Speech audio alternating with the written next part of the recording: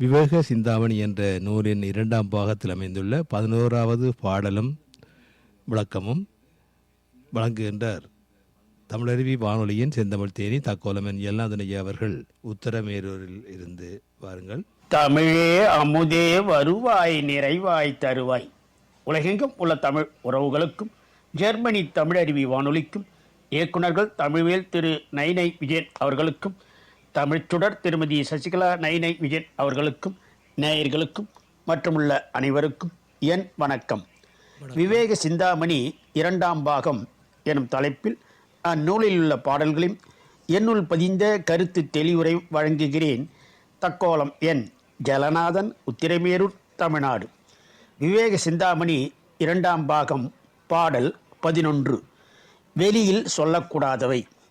மந்திரம்: தன்னை பிறர் அவமதித்தல், மகளிரை சேர்தல், வஞ்சனை தன் நந்தல், இல் ஆயுள், பிறந்தநாள், இல்லில் நன்னிய குற்றம், நீள் நிதியம், முந்திய கற்பின் மனைவி தன் குணங்கள், மொழிந்த இவ்9 ஆவி சிந்துர வரினும் பிறரொடு மொழிதல் தீது என உரைப்பரே தெளிந்தோர். வெளியில் சொல்லக்கூடாதவை.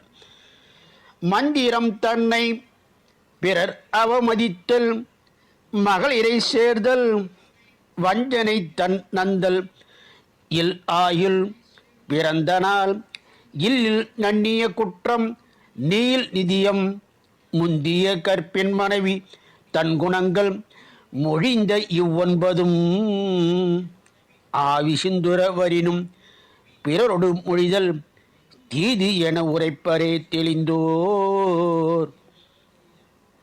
தனக்கு ஆசிரியர் உபதேசித்த மந்திரம்: தன்னை பிறர் அவமதித்தல், உரிய மகளிரை கூடுதலான செயல், பகைவர்க்கு தான் செய்ய எண்ணிய வஞ்சச் செயல், குறைவில்லாத ஆயுள் முடிவு, தான் பிறந்த நட்சத்திரம், வீட்டில் உள்ள குறைபாடுகள், மிக்க செல்வம், முதன்மை கொண்ட கற்புடைய மனைவியின் குணங்கள் என்ற இந்த 9 ஒருவன் தன் உயிர் நீங்கும்படி துன்பம் வருமாயினும் அயலாரிடத்தில் சொல்வது தீமை உடையதாகும் என்று கலைகளை கற்றுத் தெளிந்தவர் உரைப்பர். மீண்டும் பாடலை பார்ப்போம். வெளியில் சொல்லக்கூடாதவை.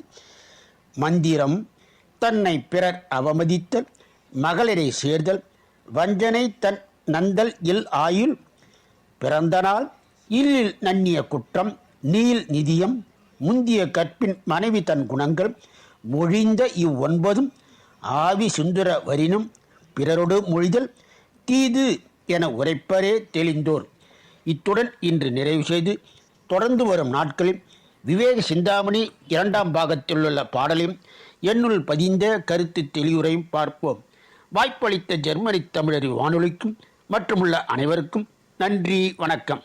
தக்கோலம் என் ஜலநாதன், உத்திரமேரூர், சங்கத் தமிழ் இலக்கிய பூங்கா. நன்றி ஐயா. இணைந்து கொண்டவர் தமிழறி வானொலியின் செந்தமிழ் தேனி தக்கோலமன் எல்லாதனையா அவர்கள் உத்தரமேரூரிலிருந்து. விவேக சிந்தாமணி என்ற நூலின் 2ஆம் பாகத்தில் அமைந்துள்ள 11வது பாடலும் விளக்கமும் கேட்டோம்.